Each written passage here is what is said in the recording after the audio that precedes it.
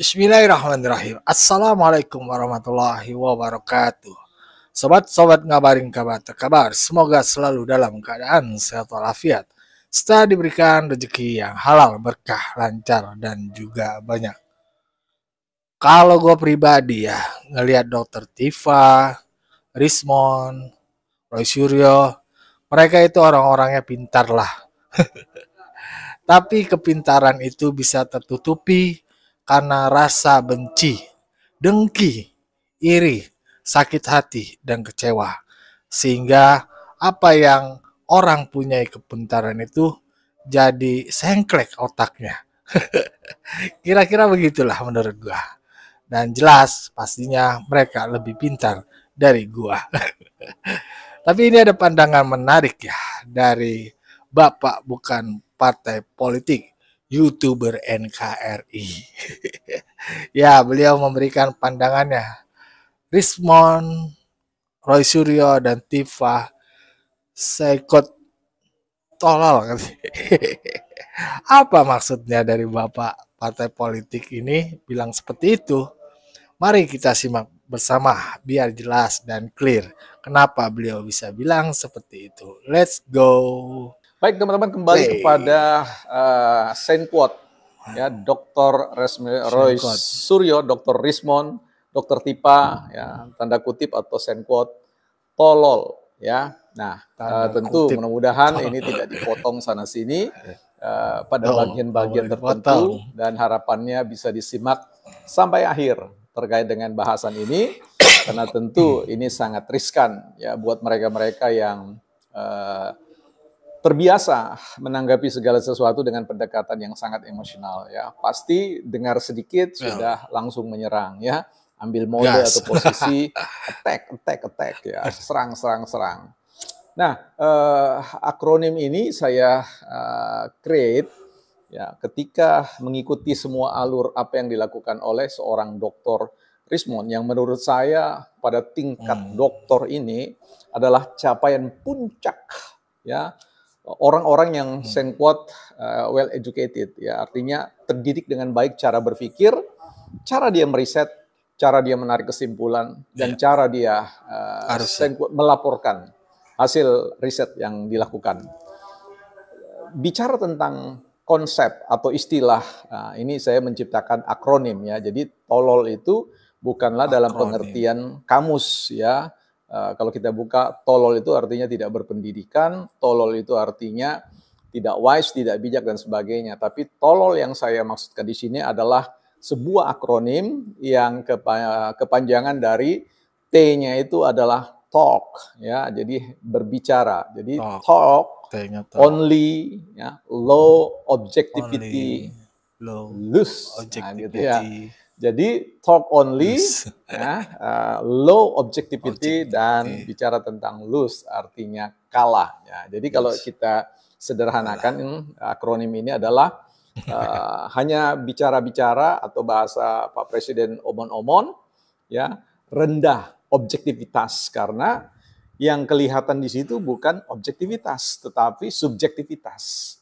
Beda kalau objektivitas basisnya, argumentasinya adalah persoalan data, fakta yang tidak ya katakanlah berjarak dengan orang ya. Dia bicara tentang persoalan isu atau gagasan semata-mata. Jadi talk only, low objectivity ya. Objektivitas itu terlepas dari subjektivitas. Jadi bukan hanya persoalan ini. Jadi kelihatan bahwa subjektivitas yang mengemuka ya, emosi mengedepan, ya, kecurigaan, narasi-narasi negatif, bahkan sifatnya menyerang orang yang diteliti.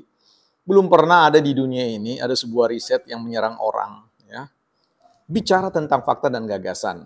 Dan kalau bicara tentang persoalan low objectivity, artinya dengan basis data yang sangat miskin, ya, poor data, itu kemudian membangun satu simpulan, ya, atau kesimpulan dari apa yang diteliti dan tanpa cukup bukti bahkan menganalisis sebuah data yang tidak valid ya, kemudian mendeklarasikan atau memberikan laporan kepada publik tentang riset.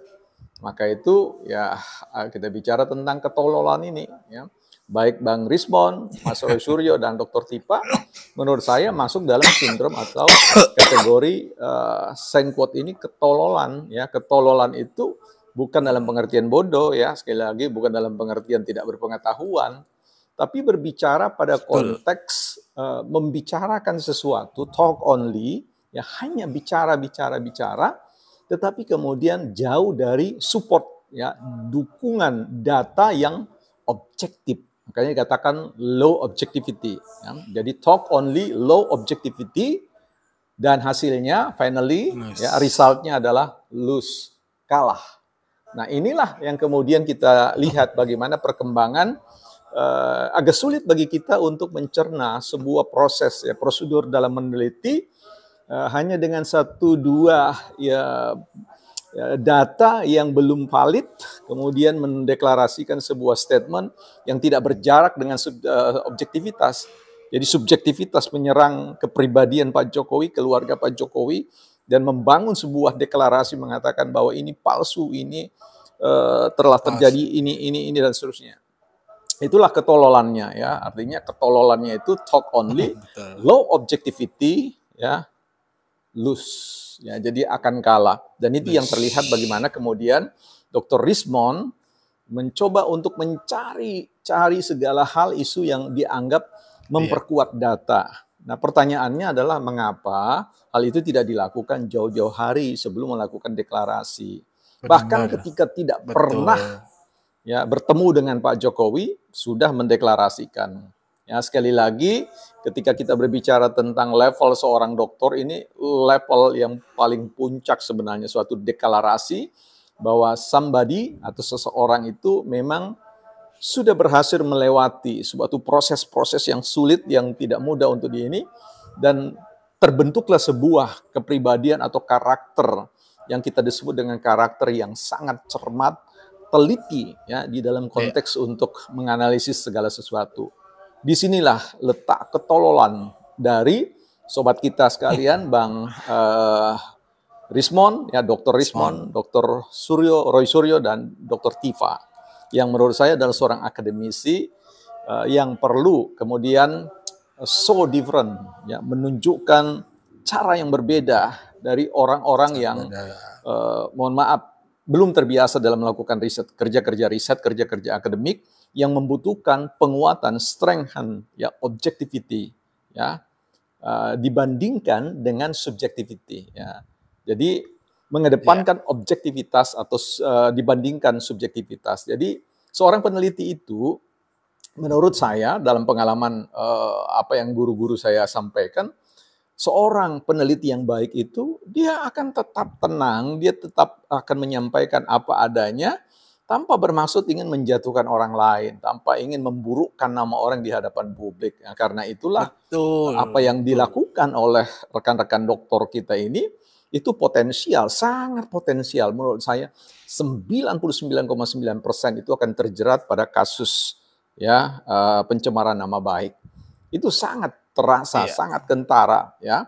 Tapi ya kita lihat keajaibannya, apakah Pak Jokowi dan keluarga mau memaafkan, apakah publik mau memaafkan. Itu semua kembali kepada kita masing-masing ya, kepada Pak Jokowi, kepada ya. Silakan saja, tetapi prosesnya sudah hampir dilidik ya. Dilidik karena tentu kalau berbicara tentang Bareskrim, nah sekarang kita bicara tentang Polda, itu bicara tentang mereka betul-betul berusaha mencari bukti-bukti terlebih dahulu secara objektif, ya, bukan secara subjektif.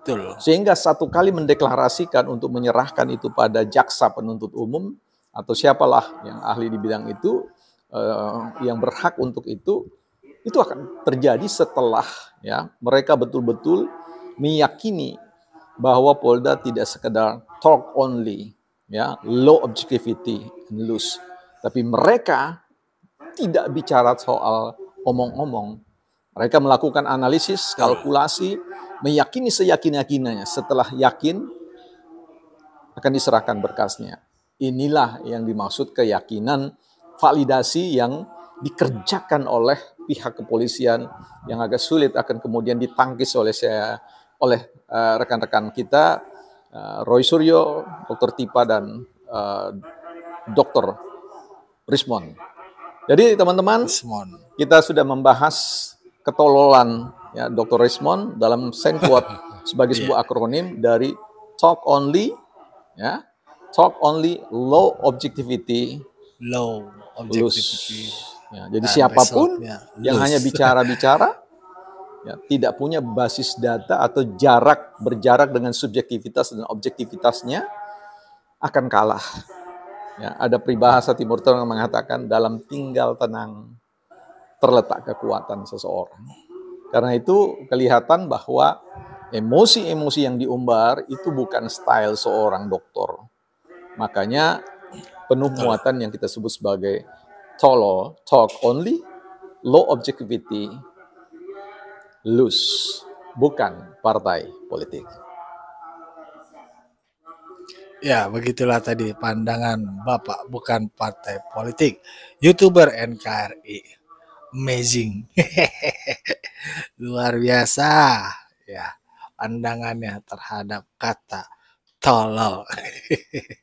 Yang disematkan kepada Rismond, Rosuryo, dan Tifa ya.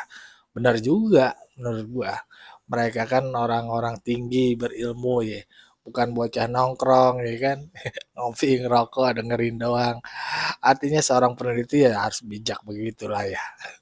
Yang tadi dibilang sama Bapak itu. Ya kalau kita-kita kan kalau ngomong aja ya asal aja nih, jeplak. Seenak gaban aja. Tapi tetap kita itu punya etika sama orang-orang mereka yang pintar-pintar itu. Ya, kita paham diri kalau jadi orang. Nah, bagaimana menurut pandangan sobat-sobat? Berikan pandangannya di kolom komentar. Wassalamualaikum warahmatullahi wabarakatuh.